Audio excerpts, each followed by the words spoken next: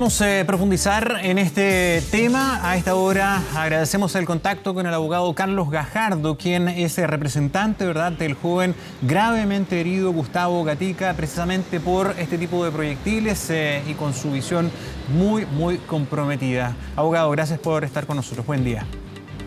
Buenos días, Gonzalo. Abogado, en primer lugar, ¿cuál es su análisis respecto al mensaje que entregó ayer antes de las 9 de la noche el general director de Carabineros, en que definitivamente se suspende, al menos de manera perentoria, la utilización de estos polémicos balines para el control de manifestaciones? Bueno, es una decisión correcta, si bien es tardía. Es correcta porque todos los informes que previamente se habían conocido, el más importante probablemente el de la Universidad de Chile, que daba cuenta de que estos balines solo en un 20% son de goma y en el resto son de plomo. Pero también recordar todas las críticas que a este uso había efectuado el Colegio Médico muy tempranamente, desde la primera semana de que comenzaron las protestas y las personas heridas por el uso de estos balines. El Colegio Médico fue muy crítico con dicha utilización por cuanto era evidente que estaba provocando heridas de gravedad, básicamente traumas oculares severos en personas. Esto fue aumentando semana a semana. La primera semana habían habido 30 lesionados y a partir de ahí la cifra se ha ido incrementando. Y por lo tanto era necesario evidentemente reevaluar el uso de esos balines que daban cuenta que no eran de goma como había afirmado la autoridad. Por lo tanto es una buena medida que esto se haya suspendido y se haya asimilado su uso al de las armas de fuego por las graves consecuencias que su uso provoca, pero evidentemente es una medida tardía por las consecuencias que ha provocado, entre ellas la persona que yo represento, que es Gustavo Gatica. Si esta decisión se hubiera tomado mucho antes, no estaríamos lamentando las 200 personas heridas con traumas visuales severos. Sí, han pasado 4 semanas, ha pasado un mes y se toma esta definición no solamente con las advertencias que usted ya ha señalado, universitarias, Colegio Médico, sino que también de Naciones Unidas. Distintos actores de todo orden estaban tempranamente señalando del riesgo de la utilización de estos medios disuasivos.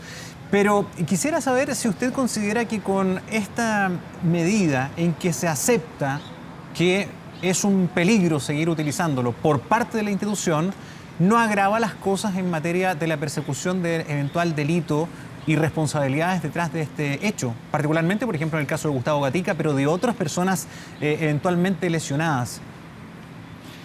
Bueno, sin duda la responsabilidad penal de los que utilizaron estas armas está bastante comprometida desde antes. Y es importante analizar la responsabilidad penal, y eso lo hemos sostenido nosotros como querellantes, de las autoridades que permitieron este uso o que al menos, teniendo noticias importantes de la gravedad de sus consecuencias, no lo prohibieron, conductas omisivas que también pueden ser sancionadas dentro del marco del derecho penal. Y por eso le doy importancia al hecho que, si bien al comienzo podría haber cierto desconocimiento de las consecuencias y por lo tanto no haber reproche posible, sí creo que a partir de la primera semana en que ya hubo bastante noticia de las consecuencias que provocaban estos balines, uno puede hacer un reproche penal por las omisiones en que incurrió la autoridad al no haber detenido e impedido que esto siguiera ocurriendo. Es evidente, Gonzalo, y en eso no hay que llamar a confusión, que Carabineros necesita tener herramientas para poder controlar el orden público y mucho más la delincuencia, eso es obvio, pero se pierde de vista que cuando se hace utilización desmedida, desproporcionada y con estas consecuencias, lo que ocurre es justamente lo contrario, es que se agrava el desorden público porque obviamente estos resultados dañosos generan rabia en mucha parte de la población que se encuentra manifestando, la que tiende a radicalizar, por lo tanto, también sus propias manifestaciones. Se genera un círculo vicioso que es algo bastante estudiado en todas las latitudes del mundo respecto a las manifestaciones, y por eso Carabineros y la autoridad en el control del orden público, en el control de las manifestaciones para que ellas no deriven en actos violentos, debe ser especialmente respetuoso con los derechos de los manifestantes y con los derechos humanos en general. Sí, evidentemente coincido en lo personal que hay que hacer el punto. O sea, las policías, las fuerzas encargadas del orden de cualquier país requieren, y por eso se les entrega la posibilidad de tener medios disuasivos. La pregunta es, ¿los límites, los protocolos, si cumplen con las características técnicas para ser disuasivas y no provocar esta gravedad de lesiones? Pero vamos a algunos elementos que me parece relevante. ¿Qué pasa con la entrega oportuna, transparente de información? En todo este proceso, incluso se entregó un informe en el contexto de la Comisión Interamericana de Derechos Humanos, donde se aseguró que estos balines o perdigones eran de goma. ¿Ha habido suficiente transparencia? ¿Acá se ha ocultado información? ¿Ha habido tal vez eventualmente algún grado de negligencia? Cuando se compra este tipo de municiones, ¿no se sabe qué características tienen? Bueno, lo que usted pregunta es central y por eso es relevante efectuar una investigación en términos penales que permita disipar las dudas que usted está señalando. Lo que yo puedo afirmar, me parece con responsabilidad, es que al menos uno puede imputar negligencia, lo que no necesariamente constituye responsabilidad penal, pero sí otro tipo de responsabilidades políticas, administrativas y civiles, sin duda. ¿Y en qué sentido existe negligencia? Porque cuando se produce una compra importante de pertrechos militares o para la policía, a mí me tocó investigar, como cuando era fiscal, este tipo de adquisiciones, se supone que deben hacerse procedimientos bastante controlados y rigurosos para determinar lo que uno está comprando, justamente para que no vaya el proveedor a engañarte en lo que te está vendiendo. Y dentro de esos protocolos, dentro de esas compras y adquisiciones, lo que se hace es hacer pruebas.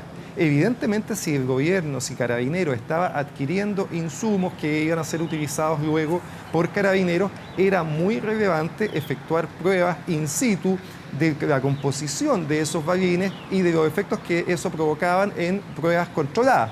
Bueno, aparentemente nada de esto se hizo porque la explicación para entender por qué se hizo esta adquisición es simplemente decir, bueno, los antecedentes que nos proporcionó el proveedor no eran fiables, no eran correctos, y eso es casi que se hubiera dado una hoja con simples características que tenían los balines con los cuales el gobierno al momento de hacer la adquisición, este o el anterior, ignoro cuándo se hicieron, dio fe de que eso era así.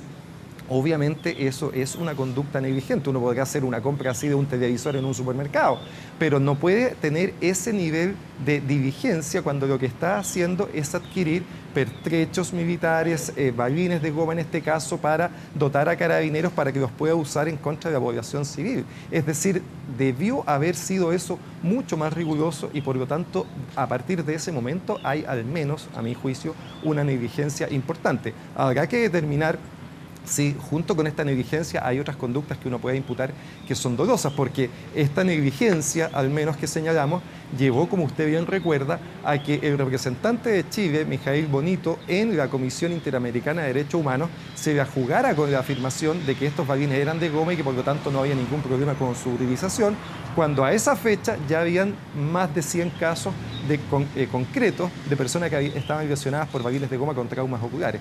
Hay mucho acá, creo yo, Gonzalo, que investigar también en términos penales, pero evidentemente es una muy buena noticia que se haya decidido terminar con el uso en la manera en que se notificó ayer de los balines de goma. Sí, que ya no son de goma, digámoslo, ¿no? Sí, claro.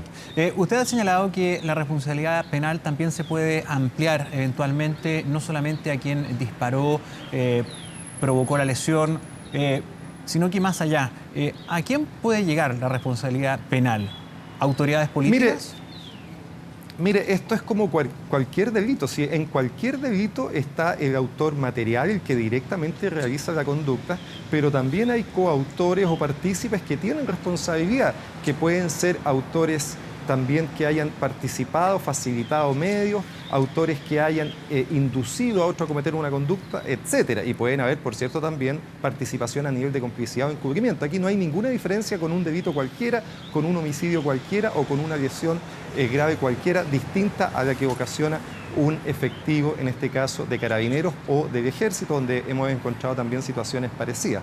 Y por lo tanto habrá que determinar si junto con esa responsabilidad del que efectuó el disparo hay responsabilidades de otras personas que están detrás de ellos, sobre ellos. Sin duda estamos pensando en autoridades de Carabineros que permitieron que estos hechos ocurrieran o que al menos no tomaron las medidas para evitar que estos hechos ocurrieran, conductas y sanciones por omisión.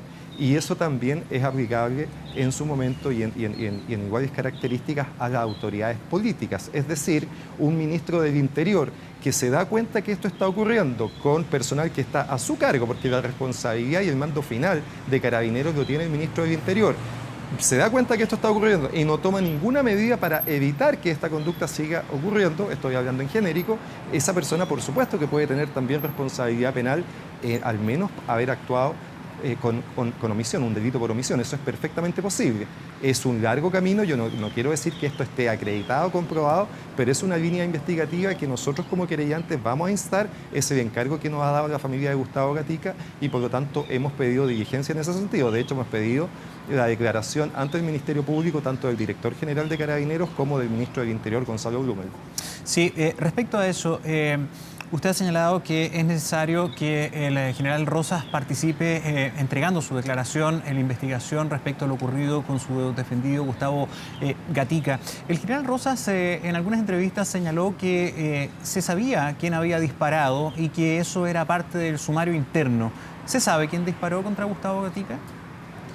Bueno, es muy importante lo que usted señala. Efectivamente, el domingo anterior en la noche, en una entrevista en Chilevisión, el director general de Carabineros Rosas dijo exactamente lo que usted está señalando, es decir, que las personas que habían disparado contra Gustavo Gatica estaban identificadas y que se había iniciado un sumario por estos hechos. Bueno, responsablemente le señalo que esa información de estar identificadas las personas que dispararon contra Gustavo Gatica no consta en el expediente judicial, no consta en la investigación administrativa de la Fiscalía y por lo tanto hemos pedido también, como con ese fundamento, la declaración del director general para que esos antecedentes que él dice tener sean acompañados también al expediente del Ministerio Público.